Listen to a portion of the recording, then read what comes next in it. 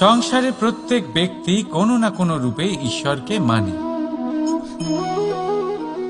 কেউ মূর্তি রূপে, তো কেউ তত্ত্ব রূপে, কেউ ভাবনা রূপে, আবার কেউ স্বভাব রূপে।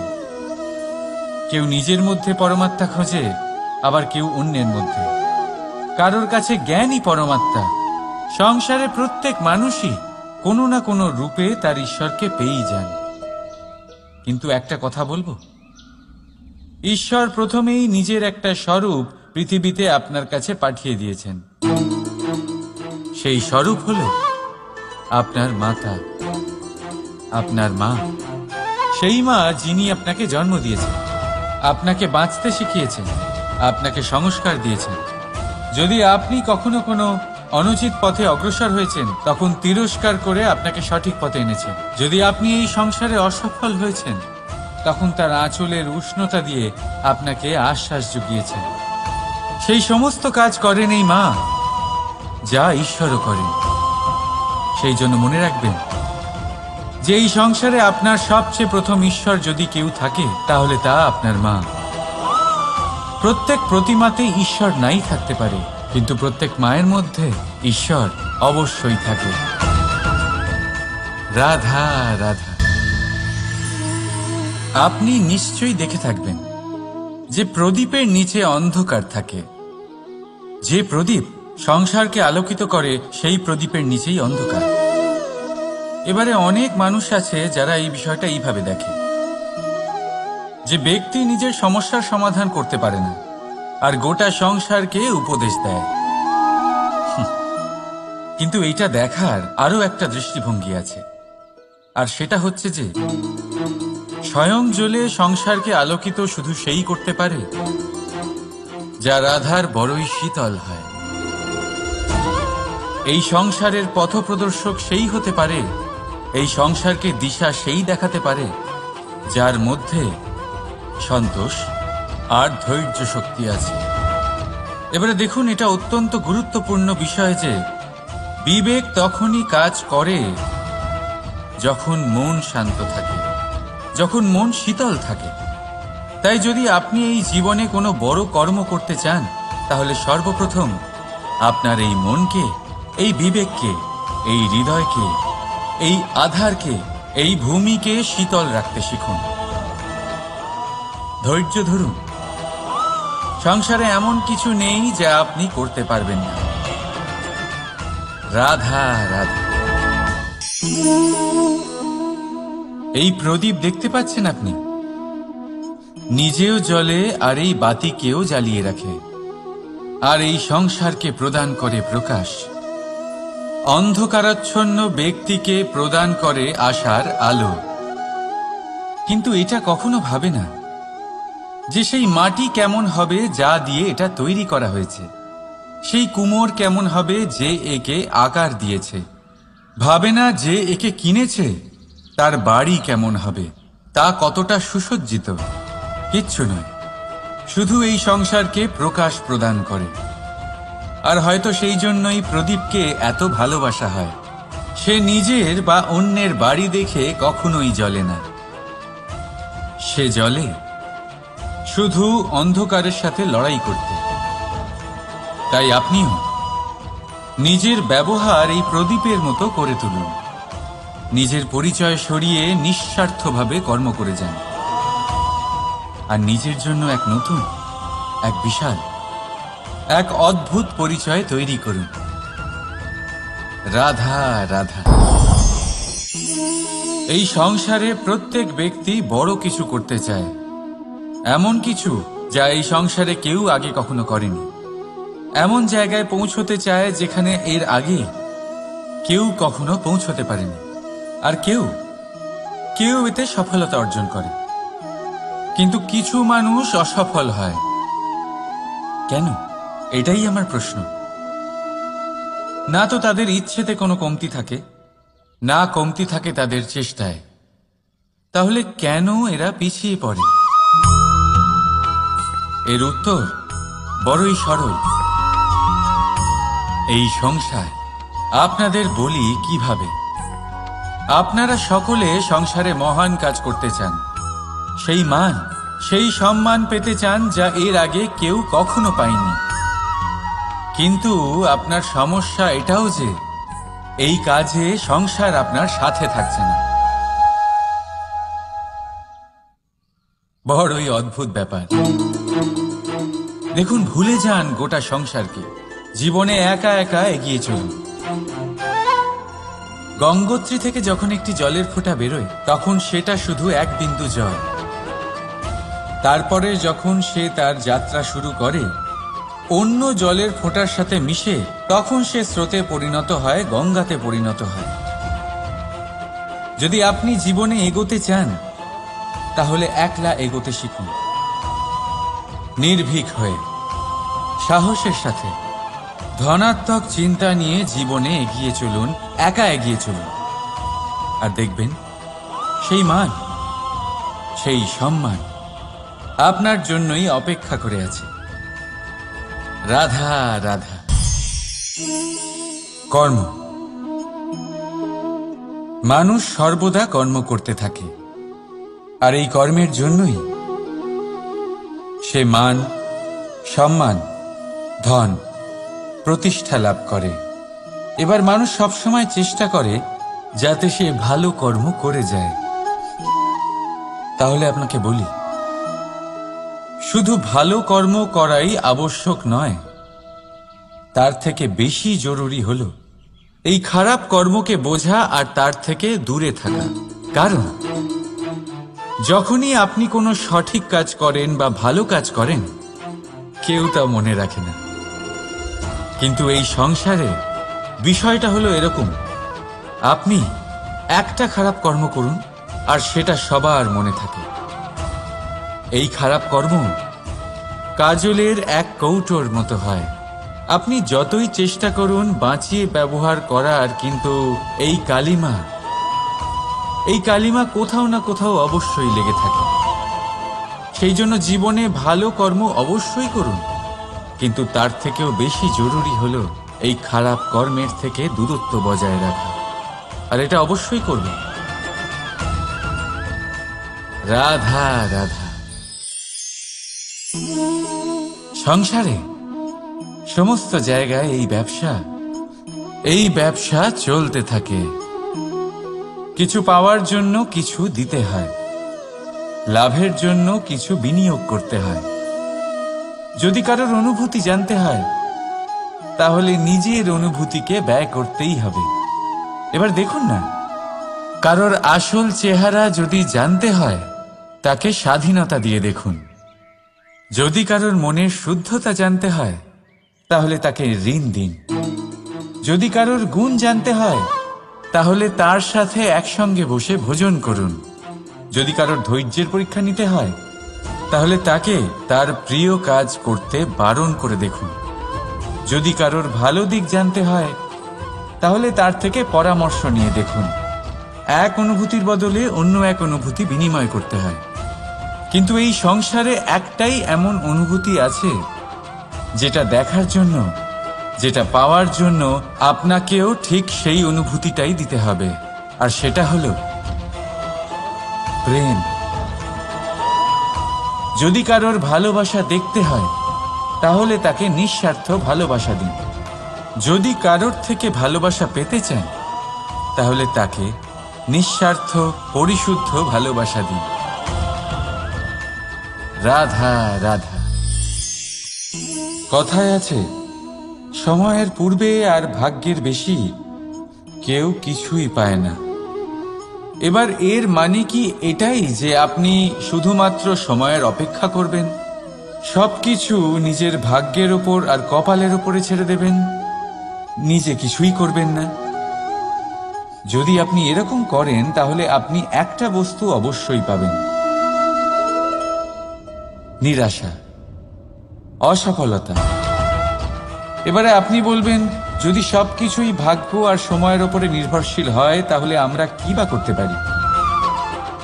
করতে পারেন চেষ্টা, পরিশ্রম।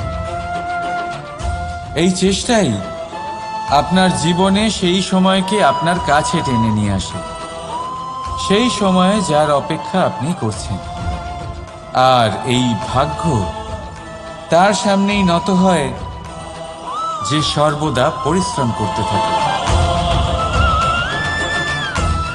রাধা রাধা। এই পদ্মফুল দেখতে পাচ্ছেন? এর অভ্যেস হলো জলস্তরের ওপরে ভাসা। সেই জন্য জলাশয়ের জলস্তর যখন বৃদ্ধি পায়, এই যে ফুলের কাণ্ড দেখছেন সেটাও বাড়তে থাকে, যাতে এই ফুল জলস্তরের ওপরে থাকে। কিন্তু যখন সেই জলাশয়ে জলস্তর নামতে থাকে, সেই কাণ্ড নিজেকে ছোট করতে পারে না, আর এই ফুল নিজের ভারে নিজেই ভেঙে পড়ে। এবার এটা আমাদের সাথেও হয়। সময়ের সাথে আমরা জীবনে যত সাফল্য পাই, আমাদের জীবনের স্তর বাড়তে থাকে। আর যখন আমাদের সংস্থান কমতে থাকে, আমরা সেই জীবন স্তর ছাড়তে পারি না, আর শেষ পর্যন্ত সেই জীবন স্তরের কারণেই ভারাক্রান্ত হয়ে শেষ হয়ে যায়। সেই জন্য যদি কিছু রাখতে হয়, তাহলে তা হলো দৃষ্টিভঙ্গি। সাধারণভাবে জীবন যাপন করতে শিখুন। সময়ের চক্রও আপনাকে মাত দিতে পারবে না। রাধা রাধা।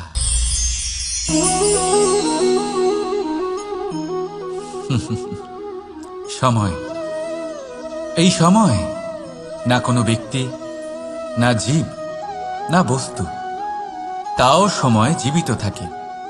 এই সময়ে না জল, না অগ্নি, আর না বায়ু, কিন্তু তাও আমাদের জীবনের আধার এই সময়। দেখতে গেলে মানুষ এই সময়ের হাতের খেলনা।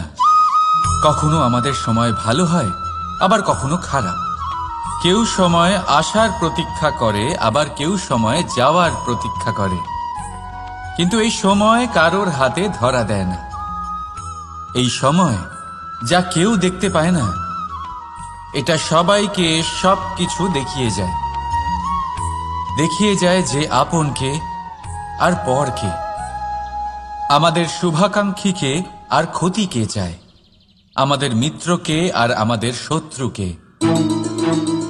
এই সময় আপনাকে দেখায় যে আপনি কতটা শক্তিশালী, সেই সময় আপনাকে দেখিয়ে যাবে আপনি কতটা দুর্বল। এই সময় সব কিছু দেখিয়ে যায়। তাই এই সময় যা এতটা শক্তিশালী, তা আমরা নষ্ট কেন করি?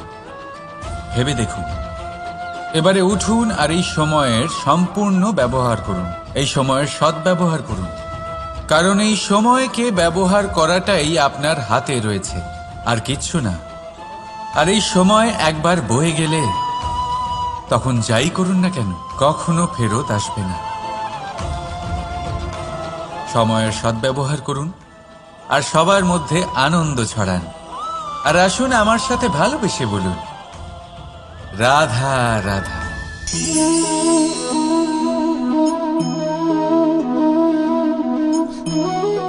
এই জল দেখতে পাচ্ছেন আপনি? এটা ঘোলা জল, এতে ময়লা মিশে আছে। কিন্তু যদি আপনি এটা কিছুক্ষণ এমনি ফেলে রাখেন, তাহলে দেখবেন এই ময়লা আপনা থেকেই নিচে থিতিয়ে পড়বে। কিন্তু এই পাত্রটা নাড়াতে থাকলে এমনটা হবে না। শান্ত ছেড়ে দেবেন, তবেই এই ময়লা নিজেই নিচে চলে যাবে। ঠিক সেইভাবেই যখন আমাদের জীবনে কোনো সমস্যা আসে, কোনো অশান্তির সৃষ্টি হয়, তখন উত্তেজিত হয়ে পড়লে, নিজের সংযম হারিয়ে ফেললে আমরা এর সমাধান পাব না। শান্ত থাকলে তখনই সমস্যার সমাধান পাব। তাই মনে রাখবেন, ধৈর্য আর সংযম দ্বারা শান্ত মনে বিচার করলে যত বড়ই সমস্যা হোক না কেন, তার সমাধান আপনি অবশ্যই পাবেন।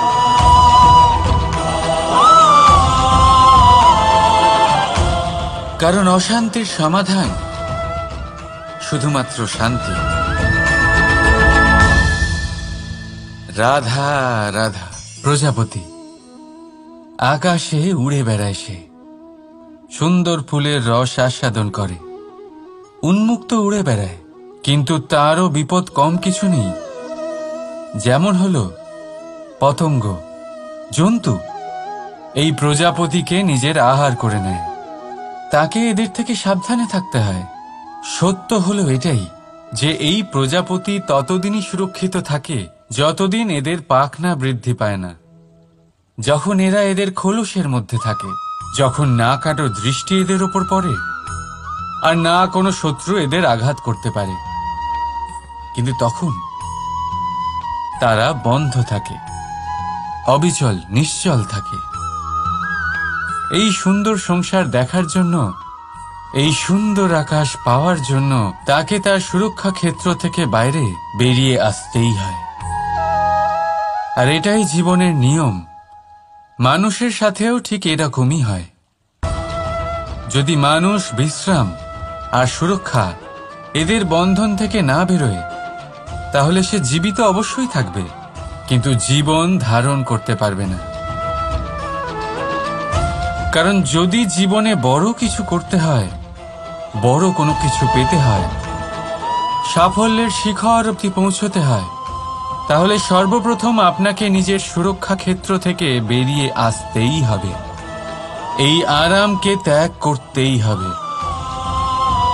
তবেই আপনি সফল হতে পারবেন, তবেই আপনি এই প্রজাপতির মতো আকাশে উড়ে বেড়াতে পারবেন। রাধা রাধা। আজ আপনাকে একটা গল্প শোনাচ্ছি।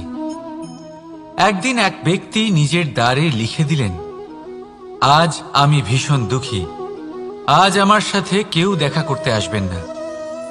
কিছুক্ষণ পরে তার এক বন্ধু এলো। সে সেই লেখা পড়ল, তাও গিয়ে তার সাথে দেখা করল। সে বলল, আমি লেখাপড়া জানি না, কিন্তু আমার বন্ধুর মনের এই বেদনা, এটা আমাকে সবসময় ডাক দেয়। এরাই হলো আসল বন্ধু। কোনো কারণে আপনি যদি দুঃখ পান, কোনো সমস্যার সমাধান না বের করতে পারেন, এই সংসার থেকে আলাদা হয়ে যেতে চান, তাও এই বন্ধু আপনার সাথেই থাকবে। সমস্যার সমাধান না দিতে পারলেও আপনার সম্বল হয়ে অবশ্যই থাকবে। হয়তো আপনার দুঃখ কম করতে পারবে না, কিন্তু আশার আলো অবশ্যই দেখাবে।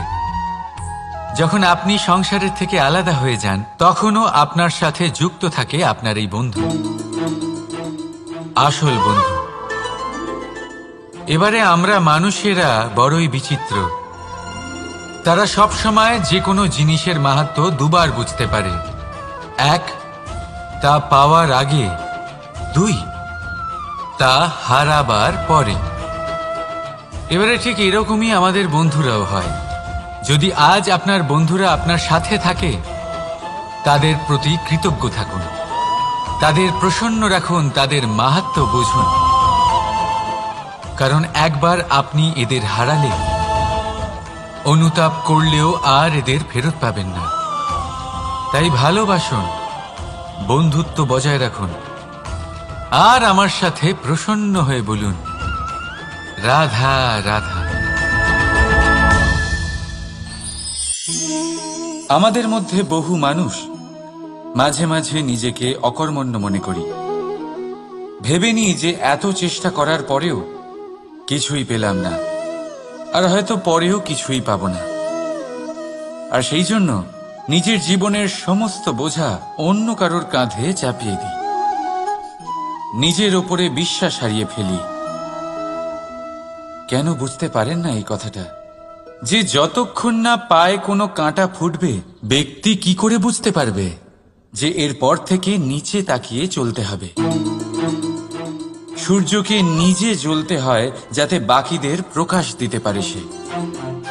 রাতের অন্ধকারের সাথে লড়াই করার জন্য চন্দ্রিমাকে আকাশে একা উজ্জ্বল হতে হয়। নদী নিজের যাত্রা কি করে করে, নিজের পথ কি করে নির্মাণ করে? সে পাথরের সাথে লড়াই করে তা বানায়। যদি স্বয়ং আপনি নিজের সাহায্য করতে অক্ষম হন, তাহলে নিশ্চিতভাবে আপনার এই জীবন ব্যর্থ হয়ে যাবে।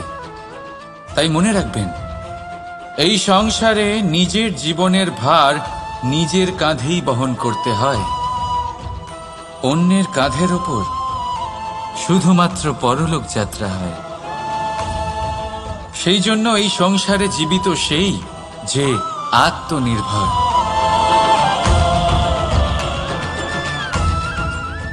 রাধা রাধা। সময়। কথায় বলে সময়ের পূর্বে কিছুই হয় না। প্রতিটা ঘটনার একটা সময় থাকে। সময়ের আগে না সূর্যোদয় হয় আর না সূর্যাস্ত হয়। সময়ের পূর্বে গাছে না ফুল ফোটে না ফল ধরে। কিন্তু একটা কথা ভেবে দেখুন, যদি বর্ষা আসার আগে কৃষক ভূমিকে না প্রস্তুত করে, বীজ রোপণ না করে, তাহলে কি ফসল ফলবে? যদি কোনো যোদ্ধা যুদ্ধের পূর্বে নিজের অস্ত্রের ধার না দেয়, তাহলে সে যুদ্ধ কি করে লড়বে? এর মানে এটাই হলো যে সময় আপনার যখন আসার তখন অবশ্যই আসবে, কিন্তু ততক্ষণ এটাও গুরুত্বপূর্ণ যে আপনি নিজেকে তার জন্য তৈরি রাখুন। কারণ এই সুযোগ, এই কথাটা শুনতে যত ছোট, এটা আসেও ততটা কম সময়ের জন্য, তারপর চলেও যায়। এবার যদি সুযোগ আপনার হাতে আসে আর আপনি তার জন্য তৈরি না থাকেন, তাহলে আপনি সাফল্য কি করে পাবেন? তাই আপনি সঠিক সময়ের জন্য অপেক্ষা করুন, সেই সুযোগের জন্য অপেক্ষা করুন, কিন্তু ততক্ষণ নিজের চেষ্টার দ্বারা নিজেকে আরো সক্ষম করে তুলুন। কারণ সাফল্য আপনার জন্য অপেক্ষা করছে, শুধু আপনি তার জন্য তৈরি থাকুন। রাধা রাধা। কথা মানুষের পাওয়া সবচেয়ে অদ্ভুত উপহার। এই কথাই মানুষকে এই সংসারের সমস্ত প্রাণীর থেকে ভিন্ন করে তোলে, সংসারের সবচেয়ে উপরে নিয়ে যায়। এই কথার কারণেই আমরা একে অপরের সাথে ভাব আদান প্রদান করি। আমি আমার মনের ভাবনা অন্য কাউকে ব্যক্ত করতে পারি, অন্য কেউ তাদের ভাবনা আমাকে ব্যক্ত করতে পারে। এই কথাই আমাদের সবচেয়ে বড় ঢাল। এবারে দেখুন, আপনি নিশ্চয়ই লক্ষ্য করেছেন, কারোর কথা মধুর হলে লোকে তাকে ভালোবাসে, তাকে নিজের বন্ধু বানায়। সেইভাবেই যদি কারোর কথা কঠোর হয়, তাহলে লোকে তাকে ঘৃণা করে, তাকে নিজের শত্রু মনে করে। এই কথাই ভাষা হয়ে আমাদের ইতিহাস রচনা করে। তবে আমরা কি সত্যি বাণীর বিষয়ে অতটাই ভাবি যতটা আমাদের ভাবা উচিত? ভেবে দেখুন, মানুষের কথা বলতে শিখতে কত সময় লাগে। কোনো বালক 1.5 বছর বয়সে কথা বলতে শেখে, কেউ 2 বছরে, কেউ 3। এবার দেখুন, মানুষ 1.5 বছর বয়সে কথা বলতে শিখে গেলেও তার কি বলা উচিত এটা সারা জীবনেও শিখতে পারে না। এর উপরে মনোনিবেশ করুন, এটা বোঝবার চেষ্টা করুন কি বলা উচিত। নিজের কথা শুদ্ধ করুন, নিজের কথা মধুর করুন, আর সেই মধুরতার সাথে আমার সঙ্গে বলুন, রাধা রাধা। এই লক্ষ্য আসলে কি? এই লক্ষ্য তাই যা আমরা পেতে চাই। এই সংসারে সুখী কে হয়? সুখী সেই যে তার লক্ষ্য পেয়ে গেছে। দুঃখী কে হয়? দুঃখী সেই যে তার লক্ষ্য এখনো পায়নি। এবারে প্রশ্ন এখন এটাই যে লক্ষ্য সবাই পেতে চায়, লক্ষ্য পাওয়ার জন্য সবাই প্রাণপণ চেষ্টাও করে, তাহলে সবাই তাদের লক্ষ্যে পৌঁছতে পারে না কেন? ঠিক আছে, কোথাও না কোথাও কিছু না কিছু কমতি থেকেই যায়, যাই বাধা থাক। আজকে আমি আপনাকে একটা উপায় বলবো এই লক্ষ্য পাওয়ার জন্য। একটা কাগজ নিন, তাতে একটা চিহ্ন বানান, সেটাই হবে আপনার লক্ষ্য। এবারে সেই লক্ষ্যে পৌঁছানোর একটা পথ বানান। এবারে এই যাত্রাকে ভিন্ন ভিন্ন ভাগে বিভাজন করে দিন। এবারে এটা হলো আপনার পরিকল্পনা। এবার এই পরিকল্পনা ক্রমানুসারে আপনি পালন করতে থাকুন, এটাই হবে আপনার চেষ্টা। এবার এইভাবে যদি আপনি চেষ্টা করতে থাকেন, যাই আপনার কল্পনা হোক না কেন, তা বাস্তব অবশ্যই হবে। তাহলে এই কল্পনাকে বাস্তবে রূপান্তরিত করুন। এইভাবেই নিজের পরিকল্পনা পালন করতে থাকুন। আপনার যাই কল্পনা থাকুক বা যাই লক্ষ্য থাকুক, তা বাস্তবে পরিণত হয়ে আপনার হাতে অবশ্যই আসবে। রাধা রাধা। বাবার এক মিত্র ছিলেন, বড়ই দুঃখী ছিলেন, বিপদে পড়েছিলেন। কি করবেন? ব্যবসা ভালোভাবে চলছিল না, বাড়িতে শান্তি ছিল না, সমস্ত জায়গায় ক্ষতি হচ্ছিল। তাই উনি একজন জ্যোতিষীকে দেখালেন। জ্যোতিষী বললেন, আপনার যে বাড়ি আছে সেটা আপনার জন্য অশুভ, আপনার এই বাড়ি পাল্টে ফেলুন। উনি বাড়ি পাল্টে ফেললেন, তবুও ওনার সমস্যার সমাধান হলো না। তারপর একজন জ্ঞানী ব্যক্তি ওনাকে বললেন যে আপনার জামা কাপড়ের যে রং সেটা বিপদকে আমন্ত্রণ জানাচ্ছে, এই জামা কাপড়গুলিকে পাল্টে ফেলুন। উনি সেগুলো পাল্টে ফেললেন, তাও সমস্যার সমাধান হলো না। আবার একজন জ্ঞানী ব্যক্তি বললেন যে আপনার আশেপাশে যে মানুষজন রয়েছে তারা এটা চায় না যে আপনি সফল হন, তারা আপনার ক্ষতি চায়, তাদের সাথে সমস্ত সম্পর্ক ভেঙে ফেলুন। তো উনি সম্পর্ক ভেঙে ফেললেন, কিন্তু তাতেও ওনার জীবনে কোনো পরিবর্তন এলো না। তার মানে তিনি বাড়ি পাল্টালেন, জামা কাপড় পাল্টালেন, সম্পর্ক পাল্টালেন, যেটা পাল্টালেন না তা হলো স্বভাব। এই যে স্বভাব, এটা অত্যন্ত গুরুত্বপূর্ণ। এই স্বভাবই আপনার ব্যক্তিত্ব তৈরি করে। তাই নিজের স্বভাব শুধরে ফেলুন, তাতে ভালো পরিবর্তন আনুন, সব কিছু ভালোই হবে। রাধা রাধা। ক্রোধ, লোকে বলে যে এই ক্রোধ পাপেরই মূল, কিন্তু সত্যি কি এই ক্রোধ পাপের মূল? একটু ভেবে দেখুন, এই ক্রোধ বাস্তবে আসলে কি? এই ক্রোধ একটা অনুভূতি যা আপনার মধ্যে হঠাৎই অসীমিত তেজ সঞ্চালন করে। এবারে আমি আপনাকে কিছু উদাহরণ দিচ্ছি যাতে আপনি বুঝতে পারেন যে ক্রোধ আপনার জন্য ভালো কি না। যদি কারোর সাথে অন্যায় হয় আর এটা দেখে আপনার ক্রোধ হয়, আর এই ক্রোধ আপনাকে তার সাহায্য করতে প্রেরণা যোগায়, তাহলে এই ক্রোধ অবশ্যই ভালো।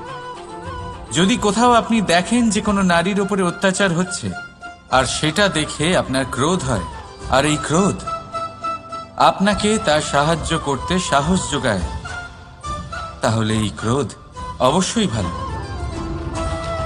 যদি এই সংসারে কোথাও আপনি কোনো অনৈতিক কাজ বা ছলনা দেখেন আর আপনার তাতে ক্রোধ না হয়, কিছুই অনুভব করেন না, তাহলে এটা কাপুরুষতা।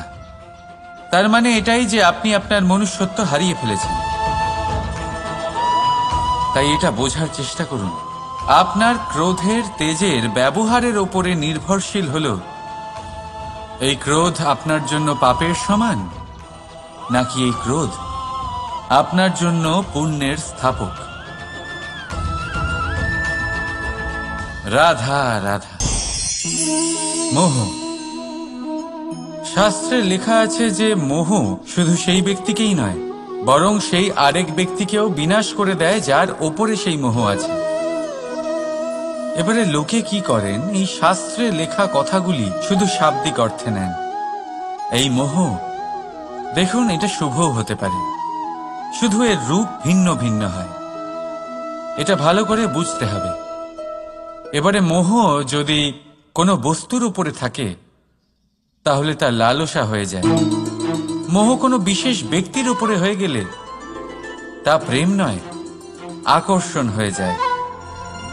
মোহ কোনো চাহিদার উপরে হয়ে গেলে তা বাসনা হয়ে যায়। মোহ বিজয়ের উপরে হয়ে গেলে তা কুণ্ঠা হয়ে যায়। মোহ নিজের সংস্কৃতির উপরে হলে আপনাকে সংস্কৃতির রক্ষক বানায়। যদি এই মোহ নিজের গুণের উপরে হয় তাহলে সেই শিল্প দ্বারা আপনি এই সংসারে অদ্ভুত সব কাজ করতে পারবেন। এবারে এটা আপনার উপরে নির্ভরশীল যে এই মোহকে আপনি সৃজনের আধার বানাতে চাইবেন নাকি বিনাশের অস্ত্র বানাতে চাইবেন। ভেবে দেখুন, সিদ্ধান্ত আপনার। রাধা রাধা।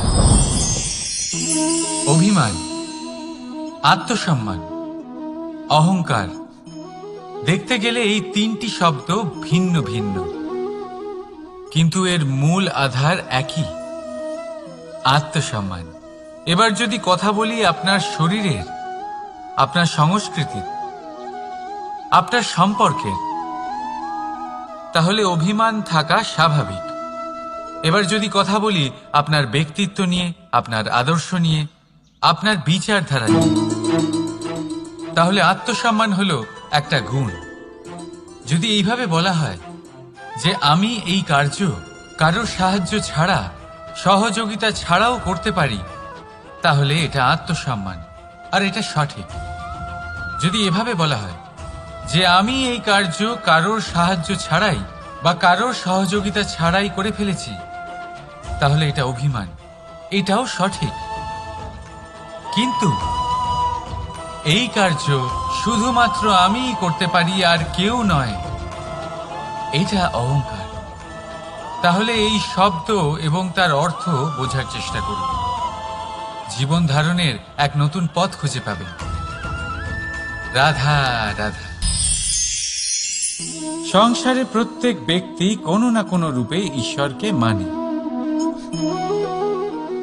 কেউ মূর্তি রূপে, তো কেউ তত্ত্ব রূপে, কেউ ভাবনা রূপে, আবার কেউ স্বভাব রূপে। কেউ নিজের মধ্যে পরমাত্মা খোঁজে, আবার কেউ অন্যের মধ্যে। কারোর কাছে জ্ঞানই পরমাত্মা।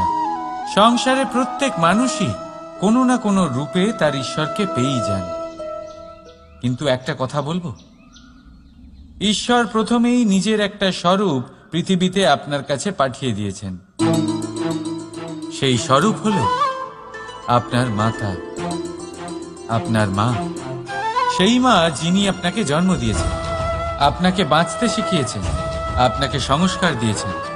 যদি আপনি কখনো কোনো অনুচিত পথে অগ্রসর হয়েছেন, তখন তিরস্কার করে আপনাকে সঠিক পথে এনেছেন। যদি আপনি এই সংসারে অসফল হয়েছেন, তখন তার আঁচলের উষ্ণতা দিয়ে আপনাকে আশ্বাস জুগিয়েছেন। সেই সমস্ত কাজ করেন এই মা, যা ঈশ্বরও করেন। সেই জন্য মনে রাখবেন যে এই সংসারে আপনার সবচেয়ে প্রথম ঈশ্বর যদি কেউ থাকে, তাহলে তা আপনার মা। প্রত্যেক প্রতিমাতে ঈশ্বর নাই থাকতে পারে, কিন্তু প্রত্যেক মায়ের মধ্যে ঈশ্বর অবশ্যই থাকে। রাধা রাধা। আপনি নিশ্চয়ই দেখে থাকবেন যে প্রদীপের নিচে অন্ধকার থাকে। যে প্রদীপ সংসারকে আলোকিত করে, সেই প্রদীপের নিচেই অন্ধকার। এবারে অনেক মানুষ আছে যারা এই বিষয়টা এইভাবে দেখে যে ব্যক্তি নিজের সমস্যার সমাধান করতে পারে না, আর গোটা সংসারকে উপদেশ দেয়। কিন্তু এইটা দেখার আরো একটা দৃষ্টিভঙ্গি আছে, আর সেটা হচ্ছে যে স্বয়ং জ্বলে সংসারকে আলোকিত শুধু সেই করতে পারে যা রাধার বড়ই শীতল হয়।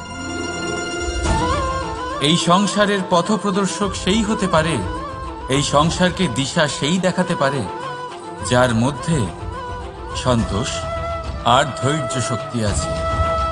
এবারে দেখুন, এটা অত্যন্ত গুরুত্বপূর্ণ বিষয় যে বিবেক তখনই কাজ করে যখন মন শান্ত থাকে, যখন মন শীতল থাকে।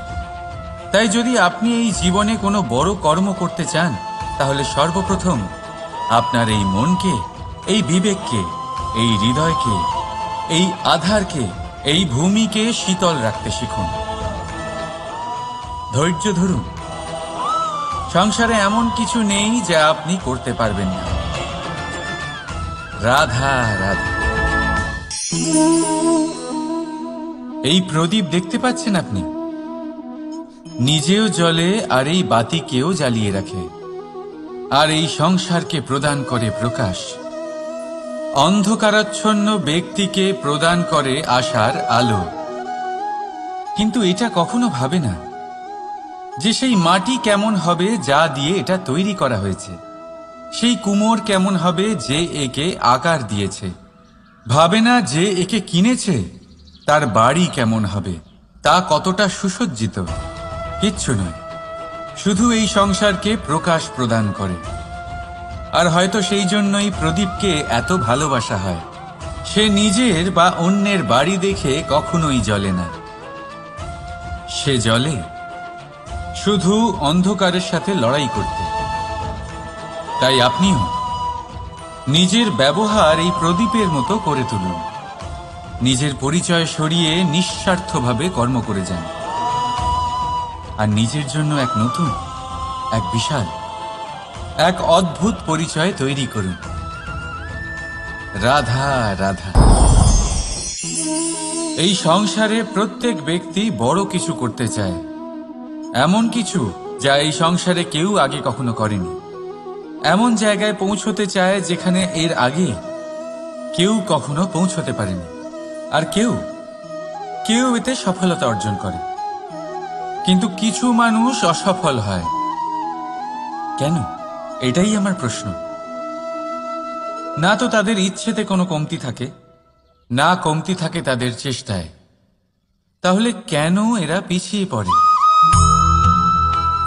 এর উত্তর বড়ই সরল। এই সংসার। আপনাদের বলি কিভাবে। আপনারা সকলে সংসারে মহান কাজ করতে চান, সেই মান, সেই সম্মান পেতে চান যা এর আগে কেউ কখনো পায়নি। কিন্তু আপনার সমস্যা এটাও যে এই কাজে সংসার আপনার সাথে থাকছে না। বড়ই অদ্ভুত ব্যাপার। দেখুন, ভুলে যান গোটা সংসারকে, জীবনে একা একা এগিয়ে চলুন। গঙ্গোত্রী থেকে যখন একটি জলের ফোঁটা বেরোয় তখন সেটা শুধু এক বিন্দু জল। তারপরে যখন সে তার যাত্রা শুরু করে অন্য জলের ফোঁটার সাথে মিশে, তখন সে স্রোতে পরিণত হয়, গঙ্গাতে পরিণত হয়। যদি আপনি জীবনে এগোতে চান তাহলে একলা এগোতে শিখুন, নির্ভীক হয়ে, সাহসের সাথে, ধনাত্মক চিন্তা নিয়ে জীবনে এগিয়ে চলুন, একা এগিয়ে চলুন। আর দেখবেন সেই মান, সেই সম্মান আপনার জন্যই অপেক্ষা করে আছে। রাধা রাধা। কর্ম। মানুষ সর্বদা কর্ম করতে থাকে, আর এই কর্মের জন্যই সে মান, সম্মান, ধন, প্রতিষ্ঠা লাভ করে। এবার মানুষ সবসময় চেষ্টা করে যাতে সে ভালো কর্ম করে যায়। তাহলে আপনাকে বলি, শুধু ভালো কর্ম করাই আবশ্যক নয়, তার থেকে বেশি জরুরি হলো এই খারাপ কর্মকে বোঝা আর তার থেকে দূরে থাকা। কারণ যখনই আপনি কোনো সঠিক কাজ করেন বা ভালো কাজ করেন, কেউ তা মনে রাখে না। কিন্তু এই সংসারে বিষয়টা হলো এরকম, আপনি একটা খারাপ কর্ম করুন আর সেটা সবার মনে থাকে। এই খারাপ কর্ম কাজলের এক কৌটোর মতো হয়। আপনি যতই চেষ্টা করুন বাঁচিয়ে ব্যবহার করার, কিন্তু এই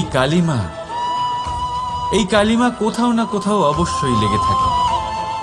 সেই জন্য জীবনে ভালো কর্ম অবশ্যই করুন, কিন্তু তার থেকেও বেশি জরুরি হলো এই খারাপ কর্মের থেকে দূরত্ব বজায় রাখা। আর এটা অবশ্যই করবেন। রাধা রাধা। সংসারে সমস্ত জায়গায় এই ব্যবসা চলতে থাকে। কিছু পাওয়ার জন্য কিছু দিতে হয়, লাভের জন্য কিছু বিনিয়োগ করতে হয়। যদি কারোর অনুভূতি জানতে হয় তাহলে নিজের অনুভূতিকে ব্যয় করতেই হবে। এবার দেখুন না, কারোর আসল চেহারা যদি জানতে হয় তাকে স্বাধীনতা দিয়ে দেখুন। যদি কারোর মনের শুদ্ধতা জানতে হয় তাহলে তাকে ঋণ দিন। যদি কারোর গুণ জানতে হয় তাহলে তার সাথে একসঙ্গে বসে ভোজন করুন। যদি কারোর ধৈর্যের পরীক্ষা নিতে হয় তাহলে তাকে তার প্রিয় কাজ করতে বারণ করে দেখুন। যদি কারোর ভালো দিক জানতে হয় তাহলে তার থেকে পরামর্শ নিয়ে দেখুন। এক অনুভূতির বদলে অন্য এক অনুভূতি বিনিময় করতে হয়। কিন্তু এই সংসারে একটাই এমন অনুভূতি আছে যেটা দেখার জন্য, যেটা পাওয়ার জন্য আপনাকেও ঠিক সেই অনুভূতিটাই দিতে হবে, আর সেটা হলো প্রেম। যদি কারোর ভালোবাসা দেখতে হয় তাহলে তাকে নিঃস্বার্থ ভালোবাসা দিন। যদি কারোর থেকে ভালোবাসা পেতে চান, তাহলে তাকে নিঃস্বার্থ পরিশুদ্ধ ভালোবাসা দিন। রাধা রাধা।